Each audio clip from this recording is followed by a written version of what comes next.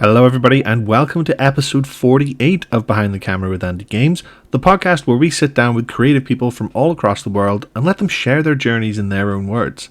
It's a chance to get to know not just their art, but the stories that made them who they are. Today, in this special edition of Behind the Camera, my guest is folk punk legend Frank Turner.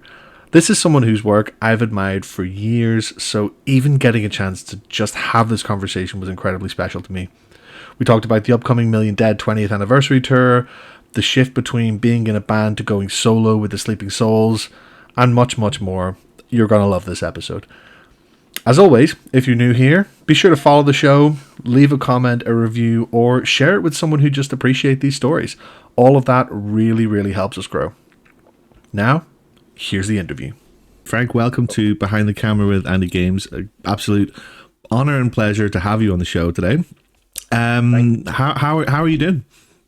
I'm good, thank you. I am in the middle of the traditional part of the year, the festival season, so I'm kind of busy at the weekends and at home during the week, which is not a terrible thing. So I'm enjoying some downtime. Yeah, absolutely. But obviously the downtime is about to sort of come to a close with it coming to the end of festival season, and also with your first show with Million Dead in 20 years next Friday the 14th. How is that? How does that feel?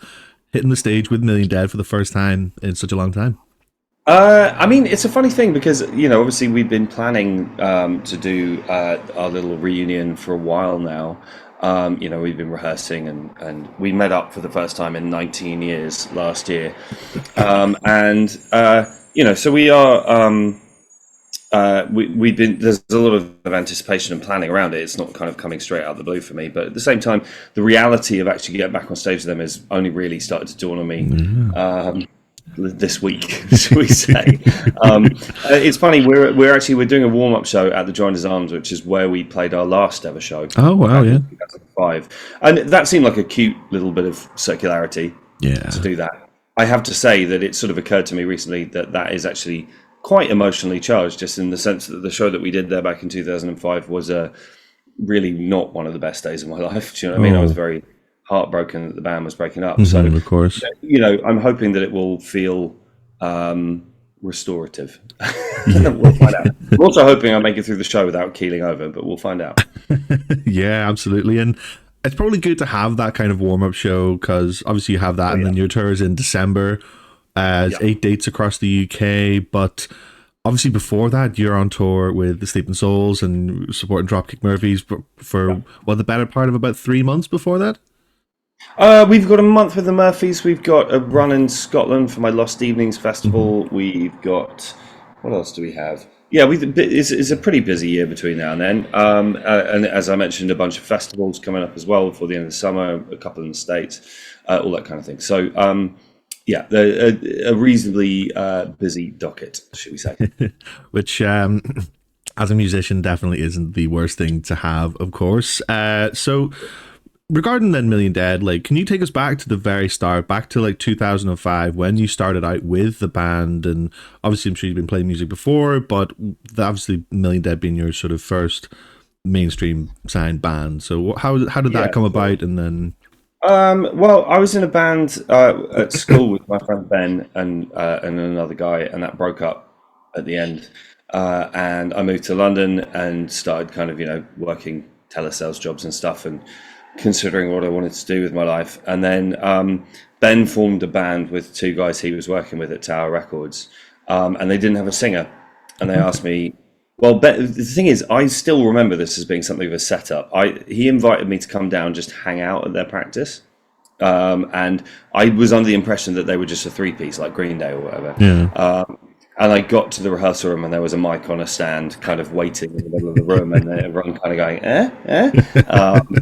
So I gave it a go. And I'm not convinced that the other two, Cameron and Julia, were all that enamored of what I did at the beginning, because I think they wanted somebody to sound like Josh Homme or whatever, sort of, rich baritones kind of thing, which has never been my thing. And I was kind of yelping in a kind of refused Saisha Van Pelt kind of way. But eventually, we practiced more, and I ended up joining the band, and we started doing stuff. Initially, very kind of underground, kind of punk rock, hardcore scene kind of thing. But over time, we had some lucky breaks. People liked what we did. We did some slightly bigger touring. We got taken out by Pitch Shifter on their first of many farewell tours. And we got taken out by our friends in Funeral for a Friend, were very Oh generous to yes. us as well, and gave us a lot of bandwidth, for which I will forever remain grateful. And yeah, we were a band for 4 years. We did 2 records. We changed guitarist in the middle. We weren't enormous by any stretch of the imagination, but we sold out the Underworld in London, which is sort of 800 people, a couple of times, and that felt significant to me at the time, and, Yeah. and I loved it. Unfortunately, by 2005, the wheels fell off for various reasons, mainly sort of inter-band conflict, shall we say, Hmm. in a way that. And this is one of the things about the reunion, like all of the things that we were all kind of angry and stressed and upset about 20 years ago just seems so insignificant now. Yeah. We were all a lot younger. I was in my early 20s. And uh, part of the reason why the reunion is happening is we sort of accidentally all got back in touch with each other and realized that none of us care about why we fell out anymore. And that it would be fun to do. So here we are. Yeah, absolutely. And it is one of those things you look back and sometimes you don't even remember why you might have been annoyed, but like it's like you say, it's one of the things. So much happens in life, especially over the course of Right. about 20 years. So it's kind of like Yeah. why not? And it's like you said before, it's like a nice sort of circularity moment. Playing your first show at the last venue that you played before. Yeah. Which also happens to be a venue that I know and love very well. The Joiners Arms is where I went to my first gig when I was a Oh kid. wow. And I've played there many, many, many times since, and I know everyone who runs it and everything. So it's very much home territory for Yeah, me. brilliant. Yeah. So, and obviously, throughout your musical career, you've been sort of very fond of the club show. Like, obviously going back to like the Nambucca days, and every time I've seen you in Belfast, it's been Limelight. I know obviously you did Yeah. Andy Annie's before, but is strictly playing club shows, is that like a sort of thing to keep the spirit alive because that comes from your roots? Is that like a choice that you make Well, to just play club shows, or is it just a yes. sort of mixture of that and the tour manager? I think I mean, the main prerogative when choosing where we play is trying to roughly judge the number of people who want to come and see us. Do you know what I mean? There's no point in booking a 5,000 cap room if you're only going to sell 1,000 tickets. Hmm. And indeed, there are arguments against booking a 200 cap room if you can sell 1,000 tickets or whatever. So it's a question of trying to judge where you fit in life Yeah. to sell the right number of tickets and all the rest. I do, and for a long time and for most of my career, I mean, to take Belfast as an example, the Limelight is the right spot for me to play, size wise, and I love that gig. It's a really great gig. We were there in February and we had a really Yes. good time. Yes. So I'm a fan of it on that level. I do sometimes play smaller shows than I could. I mean, just the other day I was at Retro in Manchester, which is 150 cap room, whereas the last time I was in Manchester we did 2,500 tickets. But the reason being that the Retro is the first place I played in Manchester, and it has now closed because the council has Oh yeah. let them down. But we were fundraising for the business, as it were, to find a new home, which I believe that they have now done, which is a relief. Yeah. So there are, and I have played many more smaller shows than bigger shows in my time, but for obvious reasons, But there is a part of me that loves playing in a small, sweaty punk club for sure. And I have to say, like, and this is a genuine fact for me. It's that I've been to about maybe 130 plus shows in my time, and my favorite ever show was seeing you and the Sleeping Souls in Limelight with Arkells and Homeless Gospel Choir opening. Yeah. It would have been about 2018, I think, or Yeah, definitely. That yeah. was a great tour. I mean, Arkells are an incredible band, like Oh yeah. wonderful. And then Derek, who is Homeless Gospel Choir, is one of my dearer friends in life. So yeah, that was a really good run. Yeah, literally, like, and that got me into Arkells. It got me into Derek, and obviously, it just was like the perfect show for me. Like, just wanted to sort of get that out there. So, and obviously, so going from Million Dead to your solo career, it's been quite a shift in genre, going from like post-hardcore to like a lot of punk folk and acoustic. And when it comes to like the sort of songwriting style, like obviously you being by yourself, you got like that more creative license to do so. But in terms of like the philosophy of your writing style, like how could you sort of explain that? Well, I mean, I guess the first thing I would say is that like the big shift for me back in 2005 was that I started thinking about songwriting as a concept unto Mm-hmm. itself. And that's because I started kind of listening to a lot more kind of songwriter based music, you know, whether it's kind of Neil Young or Bruce Springsteen or Johnny Cash, all that kind of thing, you know, and where the song itself is kind of more the focus than it is Yeah. in, say, like an At the Drive-In record or something like that. You know, in Million Dead, it was a bit more kind of cut and shut. We would bolt riffs together until it sounded cool. Whereas, you know, I started thinking more about the song, as it were. So that's the kind of major philosophical difference. I mean, this has changed a bit over time, but certainly back in 2005, I was kind of interested in simplicity in the sense that Million Dead was a reasonably complicated band and got more so over time. And that's fine. But at a certain point, I think that there's an argument to be made that it's braver to get up and play a homeless gospel choir song than it is to play a Dillinger Escape Plan song, simply because it's more difficult to play a Dillinger Escape Yeah. Plan song. And I should add that I'm a big fan of that band. But you know, it's kind of like the chaos and the musicality of it is sort of front and center, and there's something about stripping everything away and restricting yourself to three, maybe four chords, and just trying to tell a story or make a point and sing a melody that's catchy and all that kind of thing. That feels much more naked to me. Yeah. And you know, I'm slightly bored by people describing everything in the world as being punk because it's cool or whatever, because that's not what the word punk means. But nevertheless, it felt quite sort of punk to me to strip everything away and just sort of brave it on my own. And it was scary at the beginning because I had never really done it before. And I'm not for a second saying that I was necessarily especially good at it right at the beginning, but you know, I got my eye in. I played a lot of shows. Yeah. Yeah, like I mean you definitely sort of earned your stripes with that, of course. So then obviously with then the Sleeping Souls having like, you know, a backing band, um how would you describe the difference between like sort of being part of a band with Million Dead versus like having a backing band who are like their own separate entity at the same time in the Sleeping Souls? Yeah. Well, I mean, that's something that's on my mind quite a lot at the moment, actually, because I'm sort of, there are moments when we're in the rehearsal room or on discussions on WhatsApp or whatever with Million Dead where I have to remind myself that it's not quite the same as my deal with the Souls. You know, when it's me with the Souls, I love the Sleeping Souls. They're amazing. They're the best band in rock and roll. They're my family, and they're a huge contribution to all of the music that I make. But ultimately, I'm the boss. You know, Mm-hmm. like it's my shout.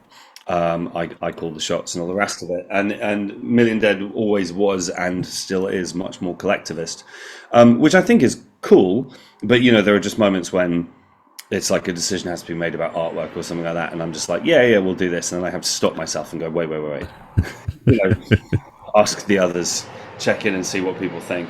And you know, there are strengths and weaknesses to both approaches. I mean, I think that the solo, quote unquote, solo stuff that I do with the Sleeping Souls is much more kind of focused around me and my songwriting and Mm-hmm. lyrics and all that kind of thing. And Million Dead is more of a kind of fully formed musical entity in some ways. But it, you know, I'm enjoying being back in the Million Dead world temporarily. It's not going to be my full time going concern going forward, you know. But it's fun to dip my toe back in.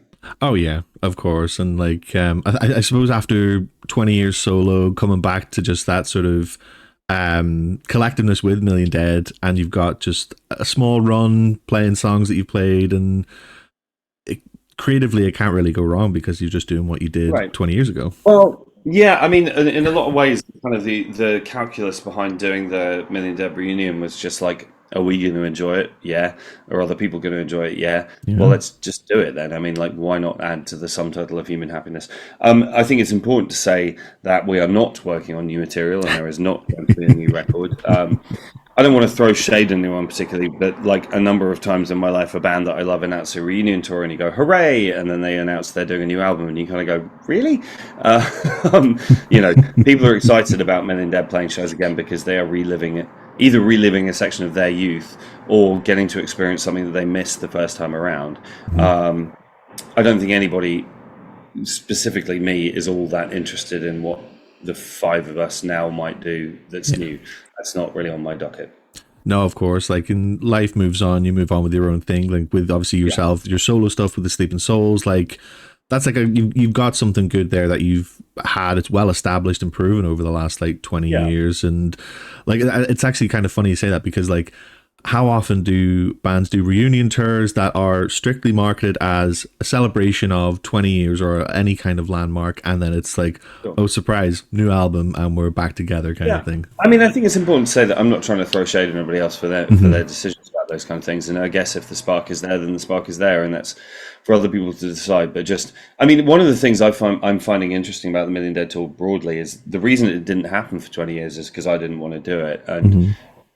initially that was because I was carving my own path, and then for a long time it was because I was more successful. Again, without dissing anybody Yeah, else, of course. a lot of the time people do reunion tours because it will do more business than whatever else it is they're doing in their lives. That is definitely not the case for me. But in a way that makes me feel more secure about the purity of Yeah. my motives for doing it. Do you know what I mean? I'm not doing it for a payday. I'm doing it because I think it'd be fun. Oh yeah, absolutely. And you do see that with a lot of bands getting back together. Like, you know, just to use a recent example, like Oasis getting back together. People seem to say the same thing about them, but it's like they don't need to get back together. They're successful on their own, but they're doing it essentially for a payday. You could argue, and it's like, you know, if you don't need to Well, do it, but you're doing it because you want to do it, like there's a like a right, very exactly. noble I mean, difference. yeah. I mean, but also it's interesting you mentioned the Oasis thing. I'm emphatically not an Oasis fan, but like I also think that they're going to bring joy to people who like their Yeah. music, and I think Oh, that's for sure. for Yeah. them.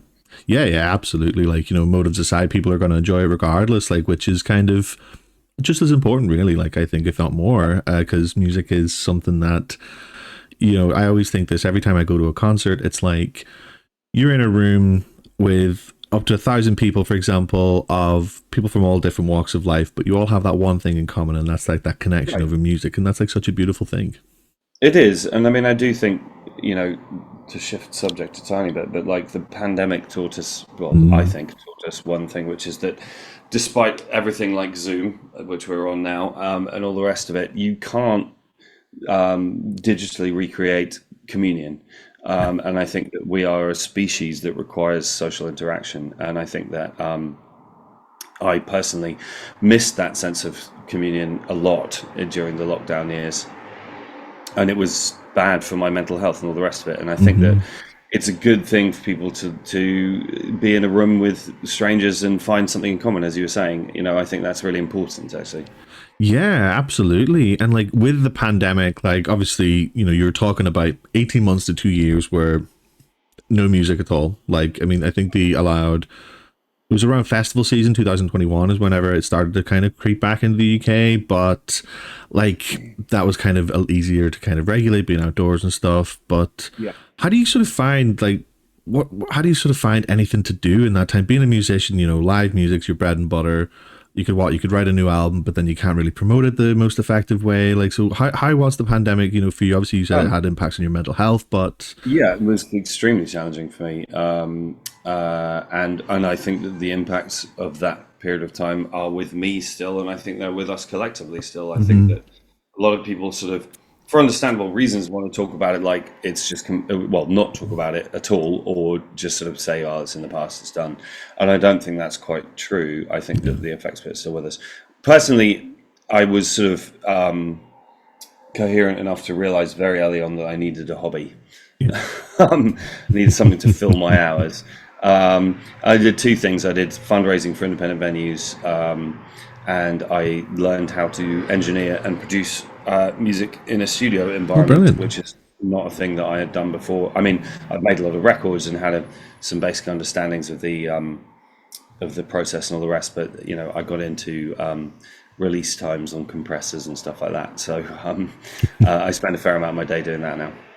Yeah, that's good. Yeah, because like obviously it affected everybody differently, but it's interesting you say that the effects are still there because it's quite funny because like I was thinking this literally just the other day. Like I was over in Manchester for a weekend and just busy city center, and I was kind of thinking like even though it is the same as what it was like 6 years ago before the pandemic, it still just something feels a bit different about it. Like it Yeah, just kind of still feels a bit like uneasy almost. It's kind of a strange thing. absolutely. And I think it's had drastic effects on our politics and our economics and all the rest of it. And I think that it's just sort of it's wishful thinking to just imagine that the things that we collectively did to ourselves during that period of time were so extreme that, but then it's naive to think that that's not going to have some sort of long term impact.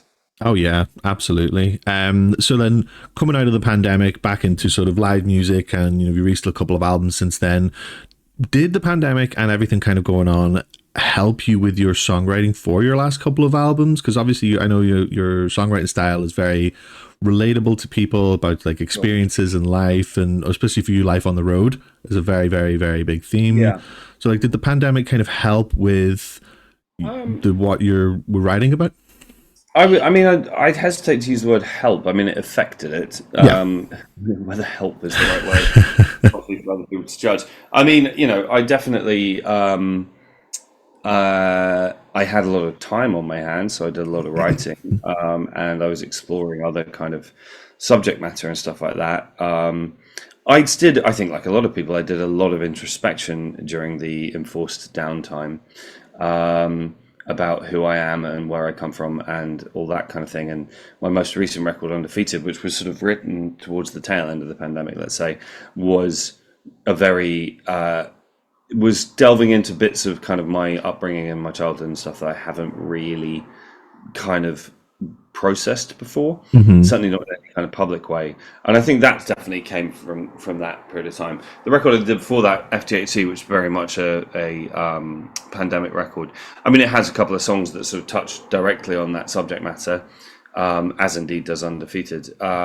So there's an obvious impact there. But I think it gave me more time. I'm really proud of both records, and in Yeah. particular, I think Undefeated.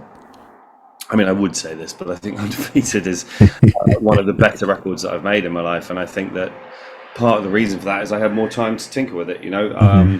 I've often written on the road and recorded in a hurry and all that kind of thing, and it was nice to spend a bit more time on stuff. Mm-hmm. No, of course, and that's like that's what I like about your musical style is that like no albums are exactly the same. There's always like a little bit of a shift in genre between each songs of a lot of the albums, and I think it's good that it kind of gives something for everybody because like you might have like a really fast, somewhat kind of almost hardcore song, and then like you've got something slow and then punky, and it's just a nice eclectic mix, which I think is something that can relate to everybody, especially with like the lyrics and the themes and everything like that. So you mentioned then regarding Undefeated and certain things about your upbringing. So I kind of feel like it would be um, weird for me to not bring up Miranda, if you do not mind. Sure. So of Yeah. course, so if I can't right, about 7 years ago, you rekindled your relationship with Miranda, given the Something like that. change. Yeah. Yeah, Thereabouts. and how was that for you? Like just with obviously such a change, Uh, given your tumultuous relationship going up until that point. yeah. I mean, surprising and difficult and all those kinds of things. I mean, the song that I wrote about the experience, and for those who are not familiar, my father came out as a trans woman in the, yeah, I mean, about 2017, 2018, something like Mhm. that. I can't remember specifically. And we had been estranged for a long time prior to that. And I didn't see it coming. I mean, for the record, have been working with the Allied Coalition for a long time, so issues like LGBTQ rights and that kind of thing are important to me anyway. So, there was my issues with it were not philosophical about trans or anything like that. It was more, I had a awful relationship with my father for a long time. And a lot of that came from choices and decisions that my father made when I was younger, a lot of which I think were pretty indefensible. And there was a fair amount of trauma in there. So trying to sort of find a route back from that to some sort of meaningful relationship and understanding wasn't easy, and Mhm. it wasn't quick either. And there are still issues between us, and I think always will be. But I think that I can say honestly that it's definitely better now than it was. You know, uh, 15 years ago, I probably would have said I wouldn't go to my dad's funeral, kind of Mhm. thing. And that's not the case anymore. And that's progress. The song that I wrote which is called Miranda, which is her name now, is a positive and celebratory song, which is what I wanted it to be. It's a very honest song, but it's important to say that, of course, any one song doesn't capture the whole gamut of Oh, human of emotions, course. feelings, and all the rest of it. And there are definitely parts of that situation which are more challenging than I perhaps talk about in public. But then, to a degree, I have to be sensitive about other people's feelings when discussing it in public, like my mum and my sister and stuff like that. So, Yeah. yeah, it's a complicated thing, but the broad headline is that things are better now than they have been for a very long time. Yeah, of course. And that's always a good thing, especially after so long being estranged. And like, I think it's quite an inspiring story because, from Miranda's perspective, it sort of proves that it's never sort of too late to really find who you really are, especially if you struggle with it for Sure. so long and just, like it like age doesn't really matter when it comes to that. It's just, you just know when you Yeah, know. and it's there. I mean, I'm not going to delve into the weeds of this, but Of there are course. there are interesting implications for me um, in the statement that my father was uncomfortable in her body and has found a more authentic identity for herself, and that casts some past events in a different light and all that kind of thing. So there's lots to think about. Yeah, of course, of course. Frank, thank you so much for your time once again. Really do appreciate you having you on behind the camera with AndyGames. It's been an absolute honor and pleasure. Do you have any final words just for the listeners today? I was going to say thank you for your time, and I will be on tour forever. So hopefully, I will catch some people at the show. Yes, absolutely. And good luck with the tour for the rest of the year, for the Million Dead show next week, and for the subsequent Million Dead tour. Thank you so much again. Thank you very much, man. Have a good No day. problem. Take care, Frank. Thank you so much. And there you have it. That brings us to the end of episode 48 of Behind the Camera with AndyGames. A huge thank you to Frank Turner for taking the time out of his busy schedule to appear on the podcast, and a massive, massive thank you to Anthea from Extra Mile Recordings for making this happen. As a small independent podcast, conversations like this really, really do mean the entire world. If you enjoyed this episode, please be sure to follow, leave a review, or share it with someone who'd appreciate these stories. Your support means the world. Until next time, take care, stay creative, and I'll see you soon. But until then, peace.